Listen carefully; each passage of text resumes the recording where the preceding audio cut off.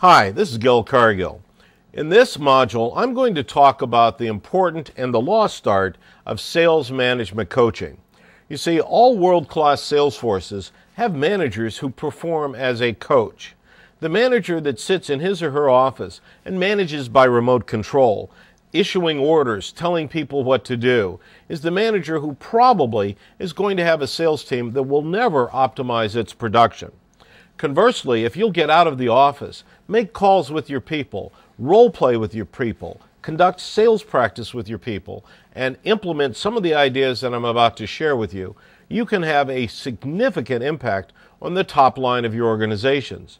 Some studies have reported that salespeople who are well coached will sell 20 to 27% more on the top line than salespeople who are allowed to operate without any coaching. So let's get going, and I'm going to show you an easy way today to implement effective sales process coaching. The first thing you have to do is segregate your team into the men and women that are doing well, okay and better, and the people who aren't. As a rule, the top 20% of a sales force always functions and always brings in the sales success that you need.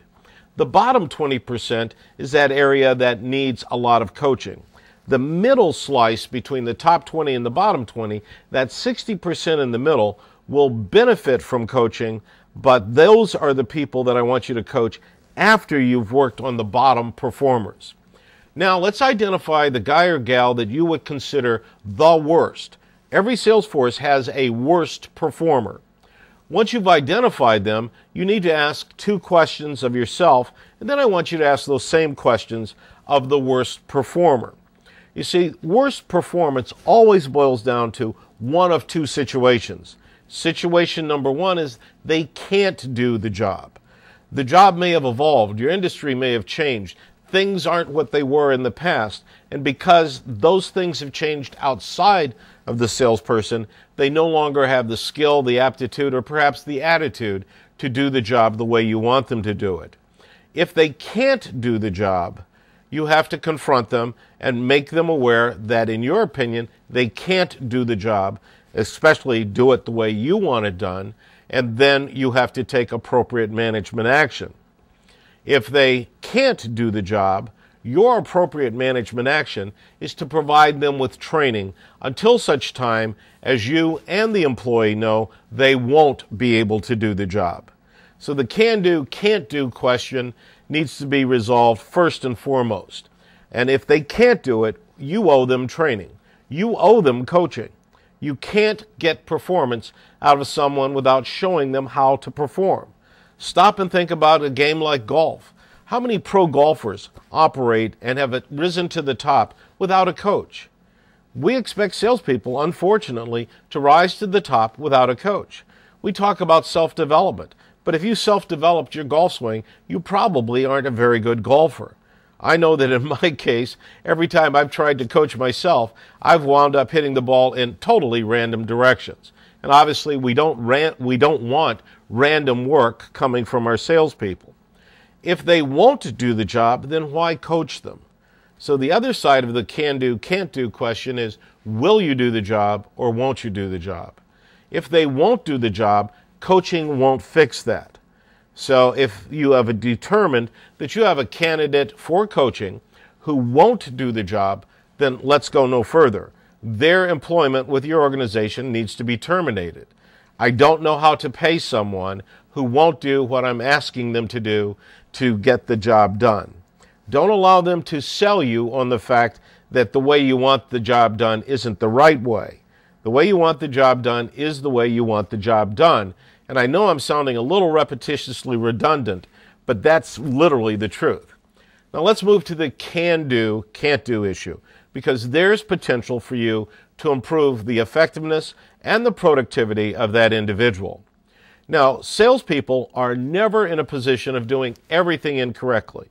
And as a manager or a coach, you are off base if you basically attack them. The first rule is never criticize the man or woman, criticize the behavior. By doing this, you will actually create a bond with your employee that will work to your benefit as you move forward. Then sit them down and ask them to tell you how they feel about their performance.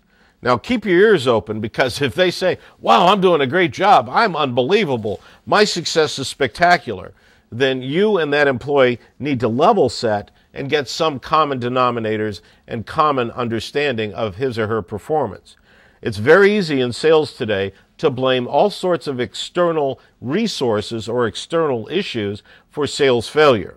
As a matter of fact, I'm cataloging them, and I've come up with 117 proven excuses that will excuse sales failure. But at the end of the day, it's all about the skill, the time, the aptitude, and the attitude. So you first and foremost must get the employee that you're going to coach to agree that they could improve. If they feel that improvement is impossible, or worse, if they feel that they are perfect in their operation or their attack on a particular marketplace, then you'll have ongoing problems with that employee moving forward. Identify the component of his or her operation that needs the most work. Is it prospecting? Is it qualifying? Is it working opportunities through the sales cycle? Once you've identified that little kernel, let's focus on fixing that. Don't try to fix everything. You're going to eat this elephant in small, digestible chunks. So let's fix the biggest problem first, and once that's fixed, let's go to the next problem. And that's fixed, the next problem, and so on.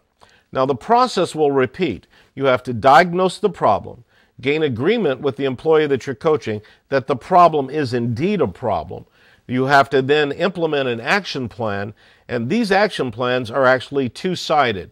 You and your employee must commit to walking through all components of the action plan. Otherwise, you and the employee could wind up at odds, and I don't want this to be confrontational. As he or she makes progress, make sure that you acknowledge that progress, but never settle for substandard performance. When that component of their operation is fixed, move on to the next component.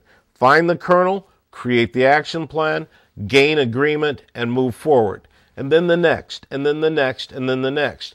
And over time, you will eliminate all of the process-related problems that are causing your salesperson to suboptimally perform.